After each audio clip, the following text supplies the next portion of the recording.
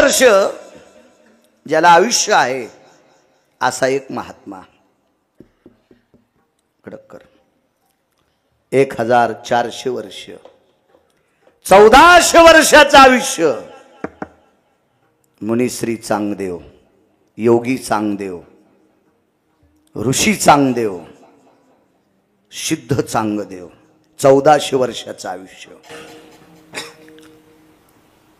नाव ऐकिलं ए base नकोय, नाव ऐकिलं. आणि चांगदेव आळंदीकडे निघाले. सकाळी इंद्रायणीचं स्नान आटपलं आळंदीतल्या मालकांचं. निवृत्तीदादांचं, निवृत्तीनाथांचं, सोपान देवांचं, आदिशक्ती मुक्ताई साहेबांचं. काय परिस्थिती असेल, नाश्त्याला असेल का काही. ज्यांच्या नावावर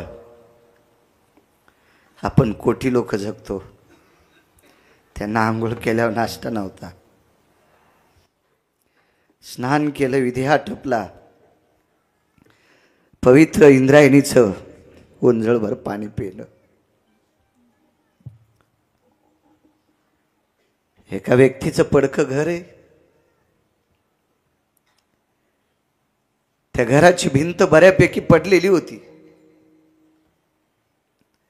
1.25 हात भिंत उंच होती.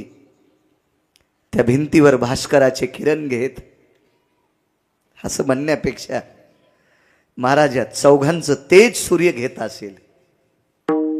सूर्याचा प्रकाश घेत नसतील आळंदीतले मालक, सूर्याचा प्रकाश घेत नसतील निवृत्तीदेव दादा, सूर्याचा प्रकाश घेत नसतील सोपानदेव, सूर्याचा प्रकाश घेत नसतील मुक्ताई साहेब. महाराज या चौघांचा प्रकाश सूर्याला भेटत असेल. इतकं तेज होत. आणि त्या भिंतीवर बसलेत. कोणीतरी निरोप दिला, आपल्या भेटी करतात चांगदेव येतात. महाराज चांगदेवांचा एक भक्तीतला पुरुषार्थ होता. चांगदेव वाघावर बसत होते, वाघावर. आता जरी एखाद्यानं एखादी गाडी घेतली टपराची, मला वाटते ते नालायकपणाचा कळस असेल. कारण आपल्या परंपरेतले लोक वाघावर बसत होते, तू टपराच्या गाडीत बसला. काय इतकं सांगायला सुंबळ्या, काय इतकं सांगायला. महाराज रामायणात प्रसंग आहे. आपली सगळी महाराज विमानात बसत होती, टपराच्या नाही, टपराच्या नाही. हे राखेल पेट्रोल डिझेलवर चलते त्या विमानावर नाही, पुष्पक विमानावर. त्वा चित्रकुटीहून येऊनी मार्गी उद्धरिले मुनी, शरभंगू जाता विमानी त्यासी प्रार्थनी पुसिले. शबरी म्हणते त्वा चित्रकुटीहून येवोनी मार्गी उद्धरिलेसी मुनी, शरभंगू जाता विमानी त्याशी प्रार्थनी पुसिले. विमानात शरभंगू जात होते. काय मोठी लोक आहेत महाराज. आपण किती मोठी भेकारचोट गोष्टी नाही सांगितल्या पाहिजे लोकायला. विडाला विडाला विडाला.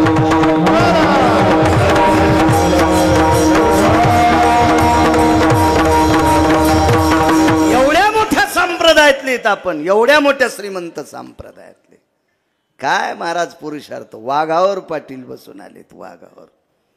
चाबूक घेतलाय सर्पाचा निवगेकर, सापाचा चाबूक घेतलाय, सापाचा, वाघावर बसून. ज्ञानोबा आहे माऊली, तुमच्या भेटी करता चांगदेव वाघावर बसून येतात. निवृत्तीनाथांकडे बघितलं. सोपान देवांना आपण काका म्हणायचं नाही. आणि निवृत्तीनाथांना आपण दादा म्हणायचं नाही, ज्ञानोबराय दादा म्हणत होते. आपले दादा कसे होतील?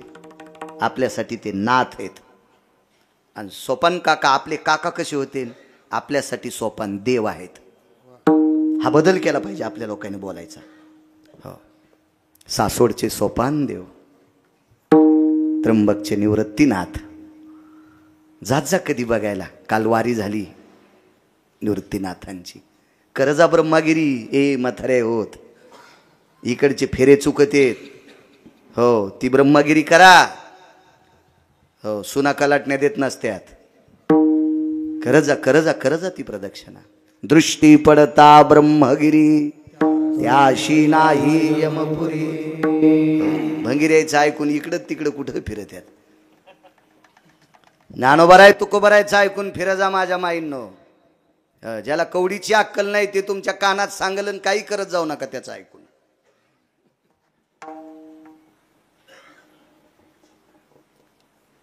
निवृत्तीनाथांकडे बघितलं, पाहिलं, काय चांगदेव आपल्या भेटी करता येतात. एवढा मोठा योगी आपल्या भेटी करता येतात. काय त्यांचा महिमा सांगतोय. आपण त्यांच्या स्वागताकरता जायला पाहिजे. मुक्ताई साहेब म्हणतात, ज्ञानदादा, वाघावर बसून येणाऱ्या चांगदेवाच्या स्वागताकरता आपण जायचं तरी कोण्या वाहनात? आपल्याला घोडं कोण देणार आहे? चिबुकल्या मुक्ताई साहेबाकडे पाहिलं आणि आळंदीतल्या मालकानं भिंतीला चोंभाळलं. मातीची दगडाची भिंत होती, तिला चोंभाळलं. एक जणांनी मला विचारलं, महाराज भिंत चालत असती का? नाही चालत. वाक्य त्याचंही खरं आहे. भिंत चालत नाही, भिंत निर्जीव आहे. ती चालल कशी? मग चलली कशी? त्याचं कारण आहे का? हेव्हा चारवाक नावाची व्यक्ती आपल्याच जन्माला येते, आपल्या सोबत राहती, आपल्या सारखे कपडे घालती आणि आपले वाभाडे काढती. या भाडव्यांना चारवाक म्हणत असतात. यांना समर्पक उत्तर देण्यासाठी आपल्याकडे त्या पात्रतेचा अभ्यास असला पाहिजे. भिंत ही निर्जीव आहे, चालत नसती. कोण म्हणतंय चालती? मग ज्ञानोबारायांनी चालली कशी? अरे ते चालवणारा कोण होता तुला माहिती आहे का? तू कशाला इतकं डोकं लावतो? ऐका, त्या भिंतीला चोंभाळलं, कुरवाळलं तिला. मातीची आणि दगडाची भिंत होती. त्या भिंतीला कोणाचा हात लागलाय? माऊली महावैष्णव ज्ञानोबारायांचा. महाराज ज्ञानाचं जिथं टोक संपत आहे का, आणि ते टोक संपल्याच्या नंतर जिथून सुरू होते ते ज्ञानोबाराय. ज्ञानाचा सागर सखा माझा ज्ञानेश्वर. काय काय महाराज, साधकांचे मायबाप. हो, योगी मुनी जपी तपी सिद्ध अनुरागी, जिथं सगळे करतलेत ते ज्ञानोबाराय. आणि तो हात एका भिंतीवर फिरतोय. माय चालणं चांग देवाच्या स्वागता करता. घेणं माय आम्हाला तिथपर्यंत, घेणं ग माय, घेणं. ज्ञानोबारायच्या तोंडातून एकदा किंवा दोनदा शब्द पडला असेल महाराज, एकदा किंवा दोनदा, एकदा किंवा दोनदा शब्द भिंतीला नुसतं म्हणले असते, माय चलणं ग, चलणं चांग देवाच्या स्वागता करता. महाराज विटेवरच्या मालकाने कपडी काढली आणि उघडी पाट भिंतीच्या खाली लावली. उघडी पाट. ज्ञानियाची भिंत अंगे देव उडी.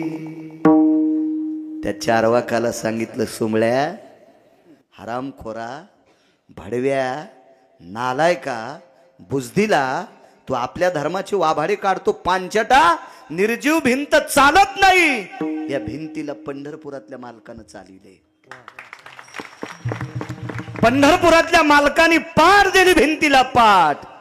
ज्ञानियाची भिंत अंगे देव वढी, नैवम गांजा कसम लिखितम. हे गांजा फुकेन लिहिले का? काय एखाद्या पांचटाचं वाक्य आहे ते, मोठ्यांचं वाक्य. लहानसं गाव, तुमच्या गावाचं नाव सिद्धनाथ ना? लहानसं गाव असंच. त्या गावामध्ये वैजनाथ बुवा एक साधू गेले. साधू नेमकं म्हणायचं कोणाला? ज्यानं साधून काढेत त्याचं नाव साधू, आणि गथुडे बांधून साधितो हे साधू. हे तर कुठं लोळायलेत ना. साधूची व्याख्या वेगळी आहे. मी नेहमी सांगत असतो, महाराज कोणाला म्हणायचं? तुम्ही आम्हाला पण म्हणता, तुम्ही आम्हाला महाराज म्हणता. याचे दोन कारण सांगतो. तुमची वाणी श्रीमंत आहे म्हणून आम्हाला महाराज म्हणता. यांची वाणी श्रीमंत आहे म्हणून महाराज म्हणता. आणि दुसरं वाक्य सांगतो, तुम्हाला कळत नाही म्हणून म्हणतात. तुम्हाला कळलं असतं तर आम्हाला म्हणले नसते.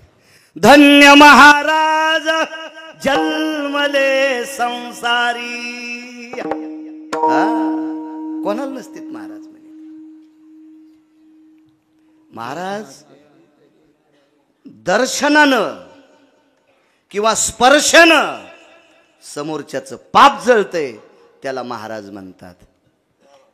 आलिंगन संताचिया दिव्य झाली माझी काया, मस्तक हे पाया वरी त्यांच्या ठेविता. आलिंगन दिल्याबरोबर शरीर दिव्य होते, दर्शन घेतल्याबरोबर शरीर दिव्य होते. असं ज्याचं पवित्र शरीर आहे तो महाराज.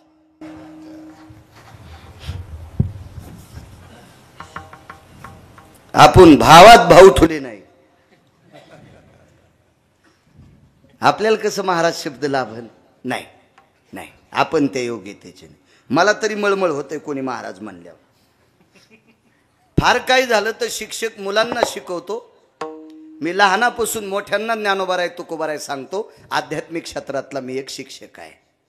फक्त संप्रदायाचं आचरण पाळतो असा शिक्षक आहे. महाराज होण्याची आपली पात्रता नाही, योग्यता नाही, ती माझी लायकी सुद्धा नाही. विठाला विठाला.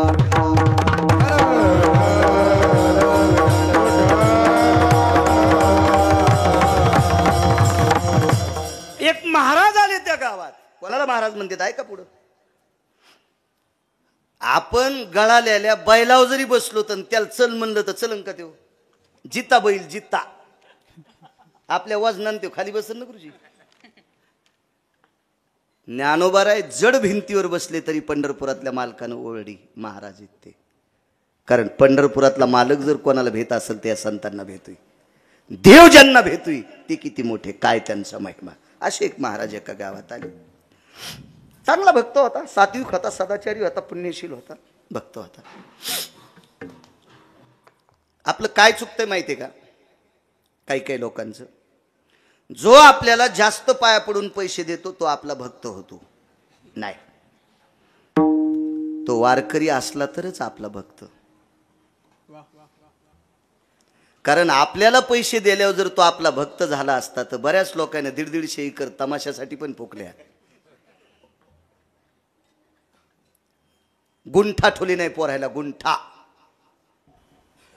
नुसत्या त्या बारकाल्या घुंगरायसाठी. त्याचा आवाज गोड असतो म्हण असं लोक म्हणतात. मी काय ऐकलं नाही. म्हणजे 150 एकर फुकल्या म्हणजे त्याचा आवाज त्याच्या कानाला किती गोड लागत असेल. असं नसते. आपल्याला एखाद्या कोट्याधीशानं बोलिलं म्हणजे तो भक्त आहे असं नाही. तो वारकरी संप्रदायाशी संलग्न असला पाहिजे तर तो भक्त. आता काय त्याचं एखाद्या वेळेस ते साचलेलं पाणी आहे नाही उडवा तर ते खराब होतंय, त्याच्यावर शेवाळ येते, फेदरी येते म्हणून त्यानं टोपल्यानं आपल्या अंगावर शिकवलं. असं नाही, याला नाहीच ते भक्त म्हणत. एका निष्ठावंत भक्ताकडं ते महात्मा गेले. साधं घर होतं. आणि महाराज भक्ताच्या बाबतीत श्रीमंतीचा विषय नाही, हल्ली तो भाव आहे. महाराज लयच भारीची गाडी हो. महाराज 1 कोटीच्या गाडीत बसते. अरे नाचणाऱ्या लोकायला 1.5 कोटीच्या गाड्या आहेत. नाचणाऱ्या. आणि महाराज मोठ्या गाडीत बसून आला म्हणजे काय नवलाची गोष्ट आहे. महाराजाचं आचरण किती शुद्ध आहे महाराज याच्यावर मोठा असतोय. महाराजाकडे पैसे किती आहेत, महाराज किती मोठ्या गाडीत बसून आले हे सांगूच नको. महाराजाची दृष्टी किती गोड आहे. त्याच्या बापानं जिच्या सोबत लग्न लावून दिलंय ती जर स्त्री सोडून दिली तर जगात जी स्त्री भेटन तिला माय म्हणावा, असा जर कोणी महाराज असेल तो भारतात एक नंबरचा असेल. पराविया नारी रखुमाई समान, मानिलिया धन काय वेचे. परस्त्रीला जर आई म्हणलं तर आपली संपत्ती जळती का? मानिलिया धन काय वेचे. आणि काय मानायचंय? पराविया नारी रखुमाई समान. विटेवर छाई सारखं मानणं, असं जर मानलं तर तू बंगला जळल का? याला म्हणायचं महाराज. महाराज या शब्दाची व्याख्या एक आगळं वेगळं मेमरी कार्ड घ्यावं लागते. ते बाजारात भेटत नाही. ते आपल्या कर्तृत्वानं निर्माण करायचं असते. आणि ते कार्ड ज्याच्या हृदयात आहे त्याला महाराज म्हणते. असे 7-8 कार्ड, त्याच्यापैकी 1 नंबरचं कार्ड आहे सर्वाभूती दया, साधू मनावे ऐशिया. असा महात्मा एका तुमच्या सिद्धनाथ गावासारखं खेड, आणि त्या खेडेगावात आता तुम्ही नांदेडमध्येच जमा झालात, तुम्हाला खेड कसं म्हणता येईल? मोठा वाडा, पोकळवा, सणवारा जाय भासा भासा, तुम्हाला कसं लहान म्हणता येईल? मोठी लोक झाले तुम्ही आता. एक लहानसं खेड, त्या खेड्यात महाराज गेले. साधा भक्त आहे, कौलाचं घर आहे छपराचं. महाराजांनी जेवण केलं, बाज होती, त्या बाजेवर घोंगडी टाकली आणि महाराज त्या बाजेवर बसले. यजमानाला ज्याच्या घरी जेवले त्या भक्ताकडं त्याला गप्पा करीत करीत करीत रात्रीचे 11 वाजले. काय त्यांचा महिमा सांगतोय. आणि 11 वाजता पाऊस सुरू झाला. महाराज काय परिस्थिती त्या भक्ताची. त्याच्याकडं घर फक्त उन्हाळ्याच्या लायकीचं होतं, सावलीसाठी. पाऊस आल्याच्या नंतर त्याचं घर गळत होतं. विठ्ठलबुवा महाराज पूर्ण चिंब झाले. पण या सद्ग्रस्ताचा एक मित्र होता गावातला, त्याला दर्शनाकरता या मित्रानं बोलील तर आमच्याकडं महाराज आलेत पाया पडण्यासाठी ये. आमटी भाताचा प्रसाद होता. त्या मित्राकडं आमटी भात दोघा पती पत्नीने खाल्ला, घरी गेले. आणि आकाशातली क्रिया बघितल्याच्या नंतर लक्षात आलं 11 वाजून गेलेत, पाऊस सुरू झालाय. अगं ऐकलंस का? माझ्या मित्राकडे महाराज भिजत असतील. माझ्या मित्राचं घर फक्त सावली करता आहे ग, घर गळकं आहे, फाटकं घर आहे. महाराज भिजत असतील. काय म्हणायचं तुम्हाला? अगं आपल्याकडं घर चांगलंय, महाराजांना आणायचं का मुक्कामाला? रात्रीच्या 11:30 वाजता महाराज बाईच्या डोळ्यातून पाणी आलं आणि सांगितलं, मालक महाराज आपल्या घरी आणायला काही हरकत नाही, पण महाराज तुमच्या मित्राकडे भिजतात, आपल्याकडे आल्यावर भिजत नाहीत, पण झोप लागणार नाही. आपल्या घरी महाराजांना झोप लागणार नाही. ह्या भक्ताच्या घरी एक अडचण होती. त्याला 7 वर्षाची मुलगी होती. तिला कर्कश नावाचा आजार झालता आणि रात्रंदिवस करकर करकर करकर करकर नुसती ओरडत होती. रात्रंदिवस 7 वर्षापासून झाल्यापासून. दिवसाचे अर्धा दिवस आजीनं सांभाळायचं आणि अर्धा दिवस आजोबानं सांभाळायचं. रात्र अर्धी वडिलानं सांभाळायची आणि अर्धी रात्र आईनं सांभाळायची. 7 वर्षात 24 तास एक ना एक माणूस तिच्या जवळ कुडतच राहायची. माणूस बाजूला गेली की एवढी आरडायची की कधी कधी गाईला दूध काढत असताना, गाईची धार काढत असताना, म्हशीची धार काढत असताना ही इतक्या जोरात जर ओरडली तर गाय आणि म्हसळ पाना चोरीत होती. इतिहास सांगते, इतिहास. इतकी कर्कश होती ती, इतकी कर्कश. तिने सांगितलं, मालक आणायला काही हरकत नाही. आणि एक सांगू का तुम्हाला, महाराज घरी न्यायचा असेल, भजन्या घरी न्यायचा असेल, पाहुणे रावणे घरी न्यायचे असेल तर बायको ताब्यात लागती.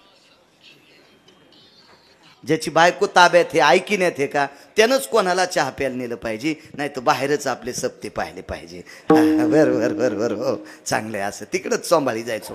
बाप जन्माला येतो, शैक्षणिक क्षेत्रात बाप जन्माला येतो आणि आपल्यातही बाप जन्माला येतो. म्हणायचंच नाही पकोद्यान मला इतके बोल पाठ आहेत, पुन्हा पाठ कर. म्हणायचंच नाही मला इतके अंतरीण सोरं येतात, पुन्हा पाठ कर. म्हणायचंच नाही मला इतके श्लोक येतात, पुन्हा पाठ कर. बाप जन्माला येईल, तुला वरच्या पायरीहून खाली लोटून देईल. अभ्यास करणं. 3 जिल्ह्यात पैलवान गाजला, 3 जिल्ह्यात. 3 जिल्ह्यात पहिलवान गाजला, कोणाला मोजीत न कुठं बी. उशिरा पडली थाप जरा.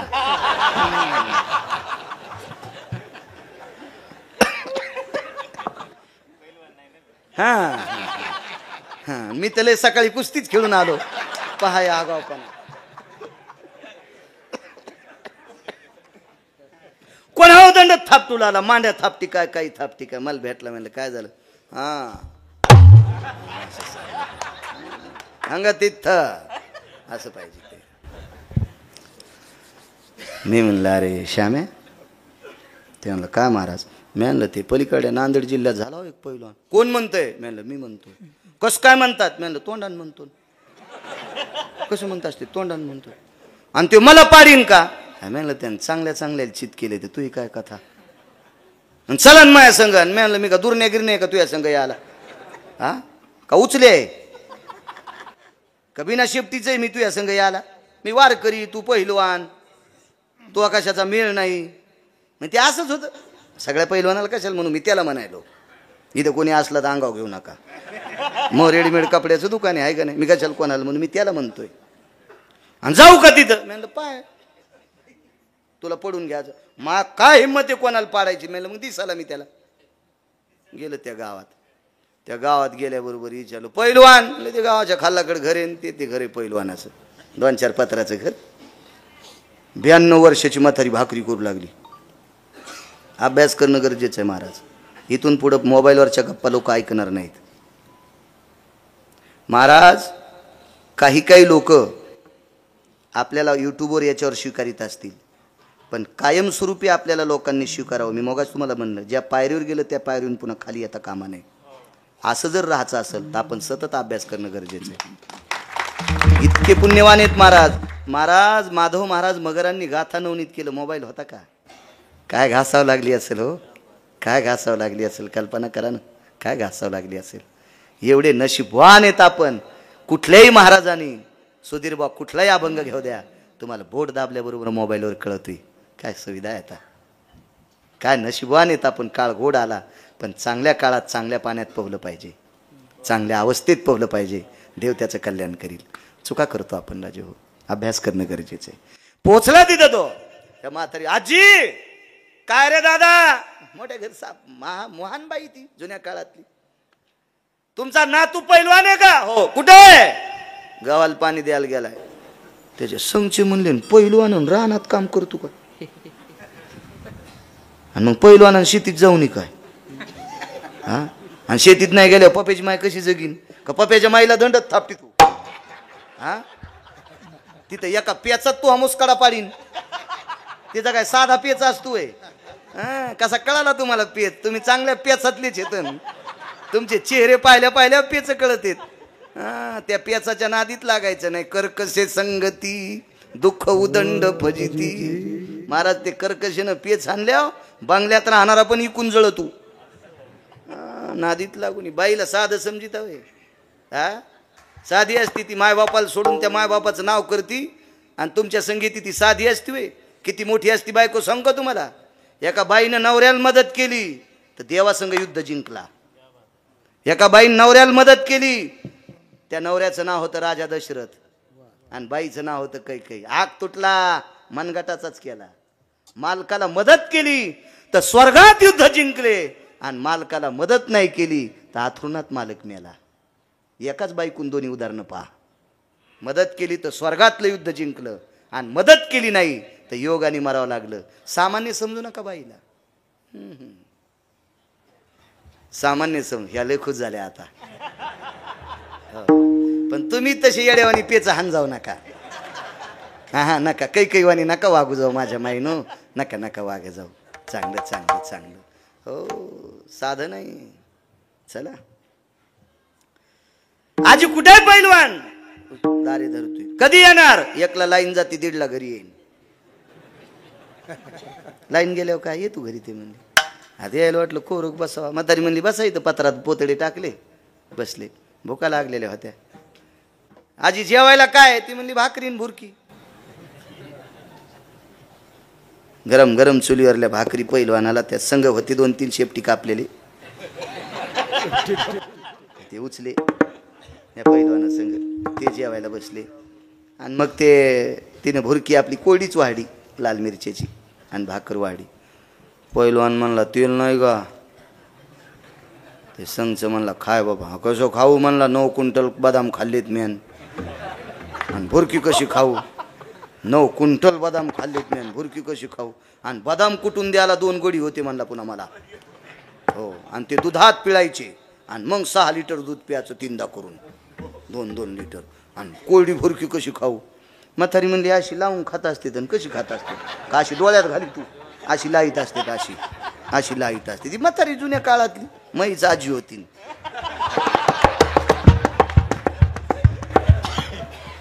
चुलत आजी होती मैच. कारण मी पैलवान नव्हतो ना.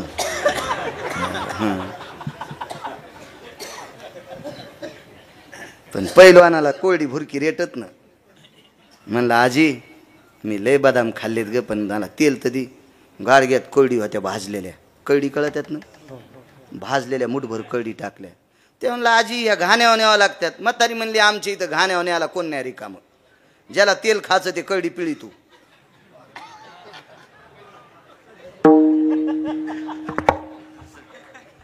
पैलवान म्हणला बाबा कळडी कशा पिळा?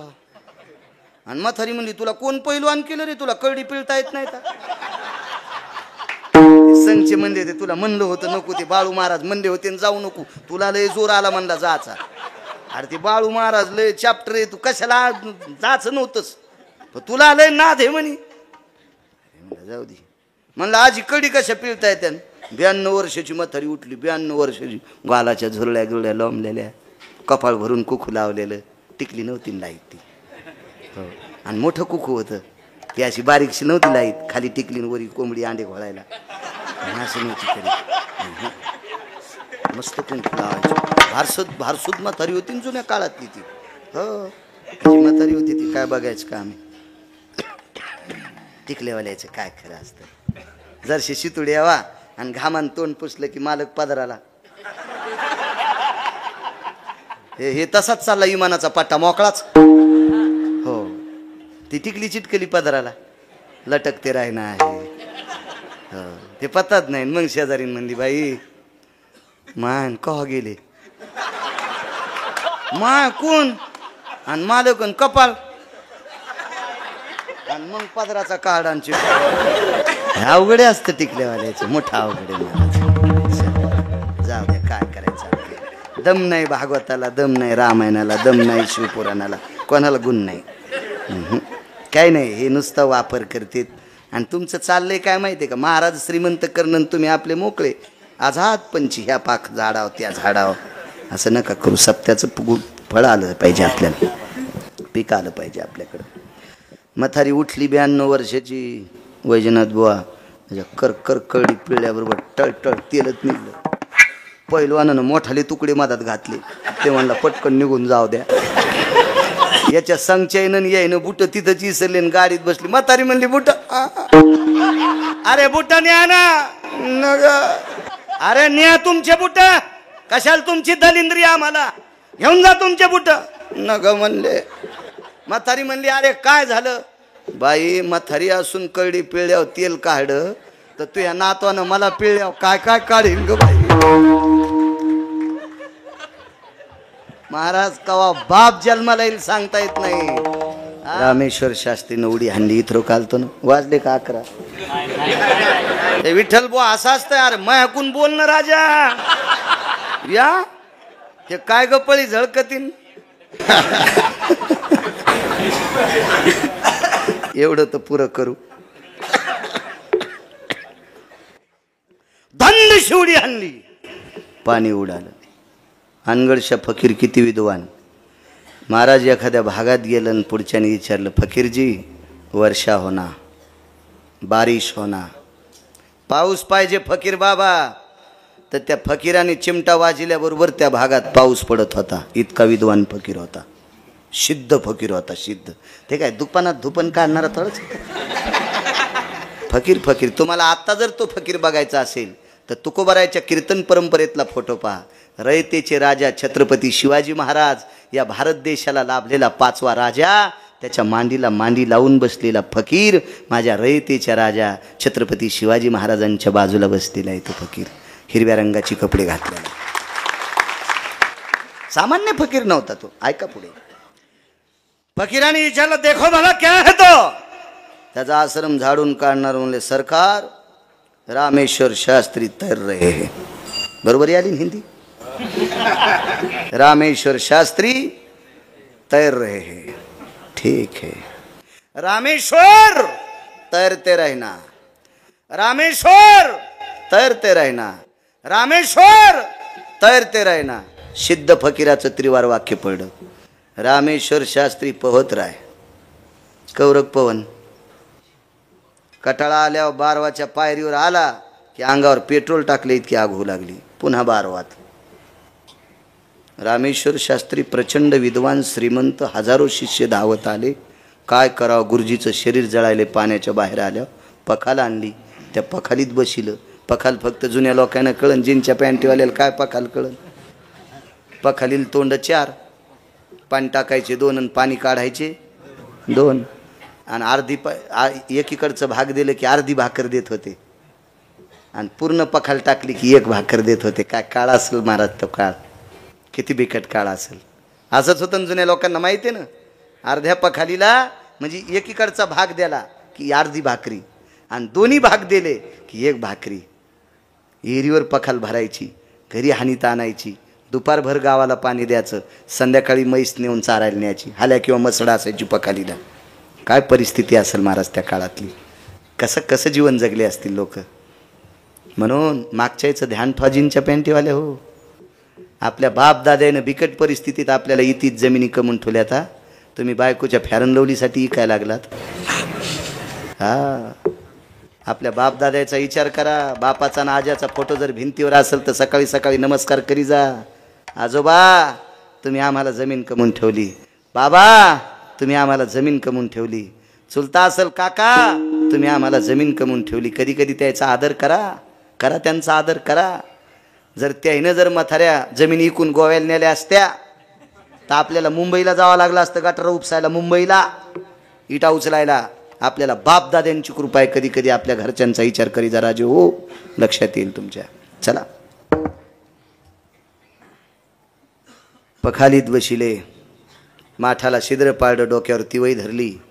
जायचं कुठं. रामेश्वर शास्त्रीच्या तोंडातून उद्गार पडले, तुकोबारायच्या घराकडे घ्या. आणि देहूला रामेश्वर शास्त्री आले. दुपारचं जेवण भजन सगळं काय आटपलं होतं. वामकुक्षी घेत होते. काय त्यांचा महिमा सांगतोय. अहो ऐकलत का. काय ग, मोठ्या मोठ्या पगड्यावाले भरजरी कपडे घालणारी लोक आपल्या दारात 100-200 लोक आलीत.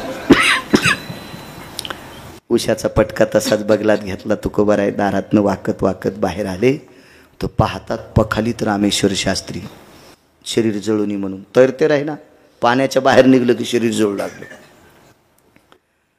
रामेश्वर शास्त्रीच्या डोळ्यातलं पाणी पाहिलं. तुकोबारायने विचारलं, काय सेवा करू. काही नाही. अनगडशा फकीरानं शाप दिलाय, तैरते राही ना. पाण्याच्या बाहेर गेलं की शरीर जळतंय.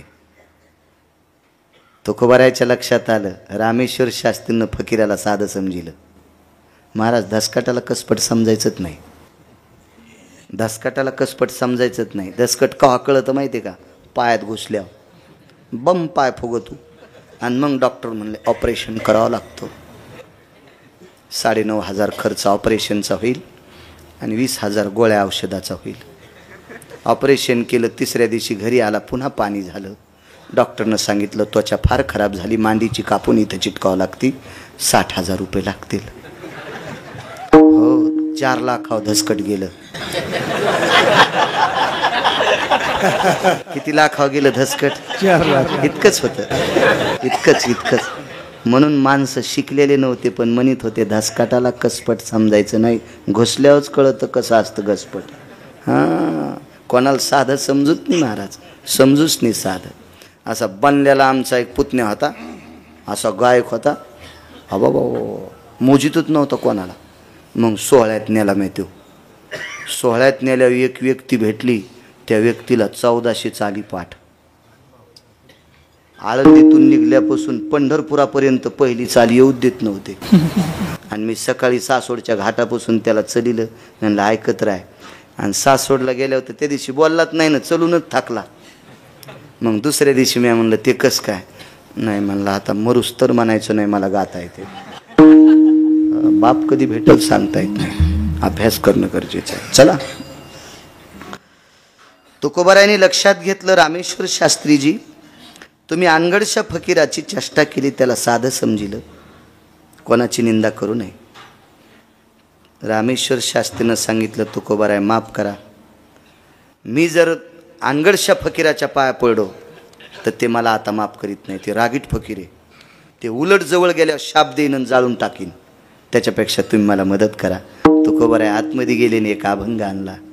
चित्त शुद्ध तरी शत्रु मित्र होती, व्याघ्रही न खाती सर्पतया, विष ते अमृत आघात ते हित, आकर्तव्य नीत होय त्याशी, दुःख ते देईल सर्व सुख फळ, होतील शीतळ अग्निज्वाळा. महाराज थंड वायूसारखा शीतलता आली. पखाल फोडून रामेश्वर शास्त्री बाहेर पडले. तुकोबारायच्या चरणावर लोटांगण घातलं आणि तुकोबारायला एक विचारलं, माझा शाप तुम्ही शमन केला असं रामेश्वर शास्त्रीला जर कळालं तर पुन्हा दुसरा शाप, आपलं अनगडशा फकीराला कळालं तर दुसरा शाप देतील का? तुकोबारायांनी सांगितलं, आता तुम्हाला शाप देत नाहीत, त्याला फक्त मी कळावा. मग रामेश्वर शास्त्रीला बळ मिळालं आणि सगळ्या शिष्यासोबत रामेश्वर शास्त्री अनगडशा फकीराच्या आश्रमापासून गेले. फकीरानं काहीच नाही केलं. फकीर ते त्याच्या देवाला विचारू लागत, हे परवरदिगार, हे खुदा, क्या रहमत है तेरी? अरे मी दिलेला शाप रामेश्वर शास्त्रीचा शमन होतोय. ऐसा कौन बंदा है जिन्होंने रामेश्वर शास्त्री का शाप शमन करा है? कौन बंदा है? कौन कौन कौन कौन? ते एक मथारी काठी टेकीत टेकीत चालली होती. ती म्हणली, अनगडशा, ते तुकोबार आहेत. रामेश्वर शास्त्रीला दिलेला शाप शमन करण्याची ताकद ज्याच्यात आहे ते तुकोबार आहेत. 1300 क्विंटल धान्य टाकलं तरी कटोऱ्यात इतकंच, आणि कटोऱ्यातलं रिचिलं की घर झाकत होतं. आणि त्या तुकोबारायच्या मुलीने हात झटकेल्यावर कटोरं भरत होतं. ते तुकोबार आहेत. ऐका पुढचं, काय महिमा पुढचं ऐका. रामेश्वर शास्त्रीचा शाप शमन केला इतक्याबद्दल नाही मानायचं. महाराज जीवनभर तुकोबारायच्या घोंगडीची घडी करायला मुसलमान होता. अनगडशा फकीर कोण? मुसलमान. महाराज मुस्लिमाला सुद्धा या